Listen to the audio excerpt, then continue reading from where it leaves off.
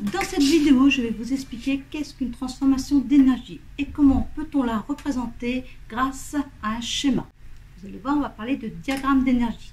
Alors, la version que je vous présente ici est pour des collégiens, cycle 4.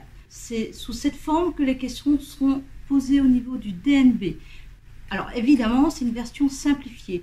Vous verrez d'autres améliorations par la suite. Il y aura des choses qui seront beaucoup plus précises que les termes qu'on va utiliser ici et la méthode aussi. Dans cette vidéo, je vais me servir de 3 objets pour vous expliquer les diagrammes d'énergie de A à Z. Ensuite, vous irez voir d'autres vidéos où j'étudie d'autres transformations d'énergie, d'autres convertisseurs. Ces vidéos sont dans la playlist transformation d'énergie. Alors ici, vous avez une bouilloire. Et tout le monde sait qu'une bouilloire, si on veut chauffer de l'eau, il faut d'abord la brancher. Alors, elle est branchée. Il faut aussi appuyer sur l'interrupteur pour que l'eau chauffe. Alors, en fait, cette bouilloire est un convertisseur d'énergie. Elle transforme l'énergie. Elle a besoin d'un courant électrique pour fonctionner. Il faut la brancher. Et que fait-elle? Elle chauffe de l'eau. Le courant électrique, c'est de l'énergie électrique qui arrive à la bouilloire et qui est transformée en énergie thermique. Elle chauffe l'eau. L'eau au départ était dans les 20-25 degrés. Vous allez la voir bouillir. Ça veut dire qu'elle a atteint à peu près les 100 degrés. Et voilà, ça s'est arrêté. Elle a atteint les 100 degrés. Alors, l'eau est bouillante. Je ne vais pas mesurer la température. On va montrer comment c'est à l'intérieur. Donc en fait, ce n'est pas la bouilloire en elle-même qui fait la conversion d'énergie. C'est la résistance chauffante qui est à l'intérieur. Ici. Donc on a une résistance qui est parcourue par un courant. Et lorsqu'un courant circule dans une résistance, il y a ce qu'on appelle l'effet Joule. On a de l'énergie thermique qui est produite au niveau de la résistance. Tout ça, c'est expliqué dans cette vidéo.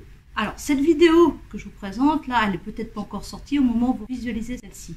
Mais elle le sera très bientôt. On a un effet Joule quand un courant électrique circule dans une résistance et on a de la chaleur qui est produite, de l'énergie thermique. Alors, c'est la même chose avec un système comme ça.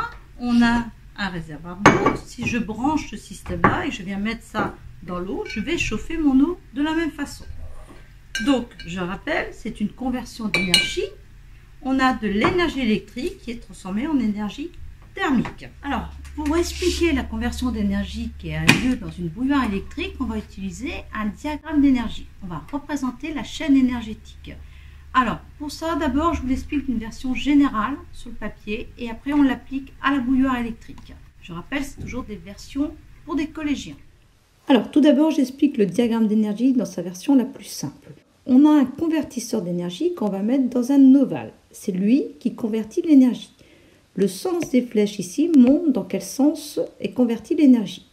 Au départ, on a une certaine forme d'énergie, donc on met forme d'énergie de départ ou initiale. Et ensuite, on obtient une autre forme d'énergie, donc on met forme d'énergie obtenue ou forme d'énergie finale. Alors, c'est celle-ci qui est utile. Vous allez voir qu'il y aura aussi parfois de l'énergie inutile. Ça, on en parle ensuite. Donc, vous avez vu comment faire ce diagramme d'énergie. Et bien, dans le cas de la bouilloire, c'est elle qui va être dans l'ovale, dans le convertisseur d'énergie.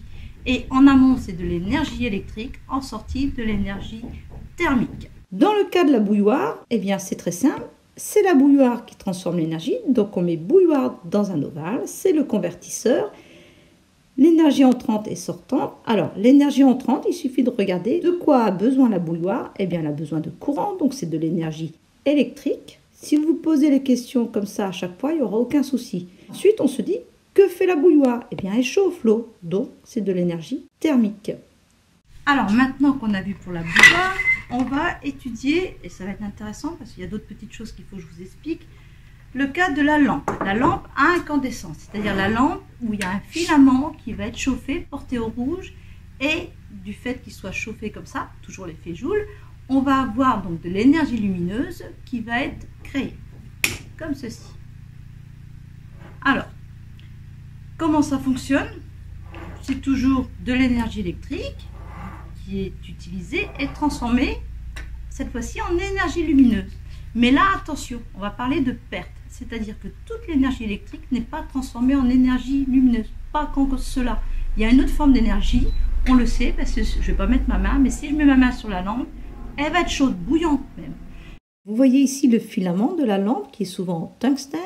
Ce filament est parcouru par un courant et par effet Joule, ce filament chauffe et produit de l'énergie thermique et aussi l'énergie lumineuse. Tout corps chauffé émet de la lumière. Maintenant, je place la sonde d'un thermomètre sur l'ampoule. Et alors, j'ai multiplié la vitesse par 4. Vous allez voir qu'on va atteindre très rapidement les 50 degrés. Voilà. Alors après, j'ai arrêté. Voilà. C'était pour vous montrer que c'est l'énergie thermique. Et donc, toute cette énergie électrique n'est pas transformée qu'en énergie lumineuse. Il y a des pertes. La lampe chauffe, donc on a des pertes d'énergie thermique. Et c'est d'ailleurs la raison pour laquelle on supprime ces lampes-là, car le rendement n'est pas bon du tout. Il y avait beaucoup de pertes en énergie thermique. Maintenant, on utilise plutôt des lampadaires qui ont beaucoup moins de pertes.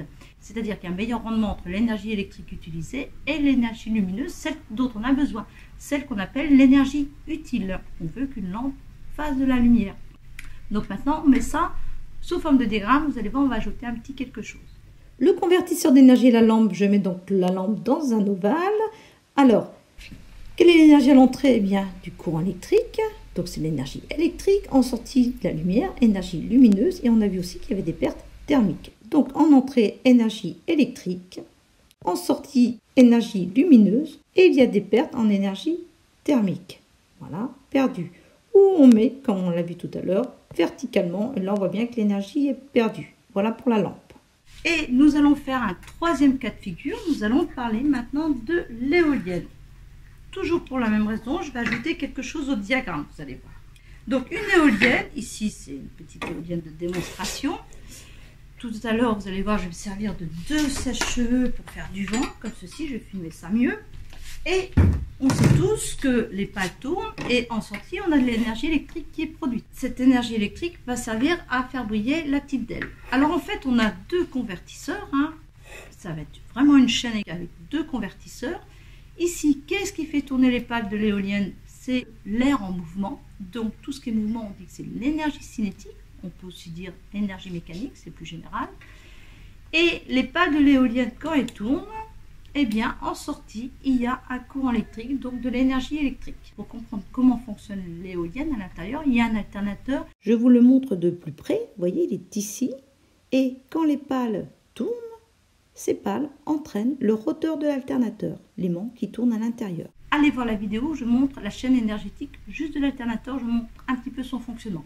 Et il y aura aussi une vidéo plus complète sur l'alternateur et la production d'énergie électrique. Ensuite, j'ai un deuxième convertisseur, la DEL, qui va recevoir de l'énergie électrique. Alors les fils, eux, ils servent à transférer cette énergie électrique jusqu'à la DEL. La DEL, elle reçoit de l'énergie électrique qui transforme en énergie lumineuse. Je vous montre tout cela. Et je baisse le son, comme vous le voyez. Alors, il y a aussi un effet stroboscopique qui est dû à la prise de vue, ça je ne fais pas grand-chose. Donc vous voyez la petite DEL s'allumer très fortement, avec mes 2 sèche-cheveux qui font tourner l'éolienne. Je produis de l'énergie électrique qui permet d'alimenter la DEL et qui la fait briller. Donc vous avez vu de près, donc je répète, un convertisseur, l'alternateur. Alors là, au niveau de l'alternateur, il y a des pertes, c'est-à-dire que c'est un courant qui circule dans une bobine, vous verrez. Et ce courant, eh bien, comme tout courant qui circule dans un fil, il y a de l'effet Joule. Donc il y a des pertes thermiques au niveau de l'alternateur. Et puis il y a aussi des petites pertes thermiques très légères au niveau de la DEL, rien à voir avec une lampe à incandescence. Et maintenant, dans notre diagramme, on va ajouter quelque chose. Là, on peut vraiment parler. La source d'énergie pour l'éolienne, c'est le vent. Et là, vous allez voir, on va le mettre dans un carré en amont. Dans le cas d'une bouilloire, dire que la source d'énergie et la prise électrique, moi, ça me gêne un petit peu. Pourquoi? Parce que la prise électrique, en amont, comment est produite l'électricité? Est-ce que c'est de l'eau, barrage hydraulique? Est-ce que c'est à partir d'éoliennes, donc le source vent? Voilà. Là, ici, quand on peut le mettre bien clairement, source d'énergie, on le fait. Dans le cas de l'éolienne, c'est très simple. Donc, je vais vous montrer ça en schéma. Nous allons faire la chaîne énergétique que de l'éolienne au départ. Donc, on la met dans un convertisseur. En entrée, qu'est-ce qu'on a? De l'air en mouvement, donc de l'énergie cinétique.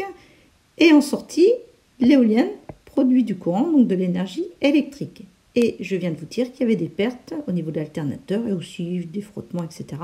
de l'énergie thermique qui est perdue et qu'on peut mettre aussi à la verticale comme ceci. Alors, maintenant, on peut ajouter, comme je vous l'expliquais, la source d'énergie qui est le vent. En fait, là, c'était de l'air en mouvement avec mon sèche-cheveux. Dans le cas des vraies éoliennes, on peut vraiment dire le vent. Là, c'était une simulation de vent. Et maintenant, nous allons faire la chaîne énergétique complète. Donc là, nous avons deux convertisseurs, l'éolienne et la DEL, comme je vous l'ai expliqué. Donc on les met tous les deux dans des ovales, comme ceci. Et on va très vite mettre les types d'énergie. Donc on a vu énergie cinétique au départ, en sortie énergie électrique. Cette énergie électrique sert à faire fonctionner la DEL qui, elle, brille. Donc c'est de l'énergie lumineuse en sortie. Des petites pertes thermiques au niveau de l'éolienne et aussi un petit peu au niveau de la DEL. Bien moins qu'une lampe à incandescence, mais il y en a quand même un petit peu.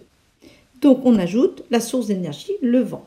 Maintenant je vous montre une mini-éolienne avec les DEL à l'intérieur. Donc quand on souffle, les DEL s'allument. Alors ici sont les deux petites DEL. En fait il y en a trois, il y en a une aussi au-dessus de celle-ci là. Voilà, et puis celle en sortie. Et ici nous avons la bobine. Elle ne tourne pas, il y a un aimant à l'intérieur qui lui tourne quand les pales de l'hélice tournent. Et tout cela, ça fait l'électricité qui alimente les DEL, comme vous l'avez compris. Donc en fonctionnement, voilà, les DEL qui s'allument, les pales qui tournent et la bobine qui ne bouge pas. C'est le stateur. L'aimant est le roteur. Et plus on souffle, plus les DEL brillent. Et maintenant que vous avez compris, vous pouvez aller voir différents exemples où il y a des diagrammes d'énergie expliqués pour la lampe à manivelle, la lampe de poche, etc. Et vous avez aussi une vidéo pour vous entraîner. C'est sous forme d'exercice avec expérience et corriger ensuite. Tout ça, c'est dans la playlist Transformation d'énergie. J'indique aussi deux autres playlists sur d'autres thèmes scientifiques qui sont sur cette chaîne et il y en a beaucoup d'autres.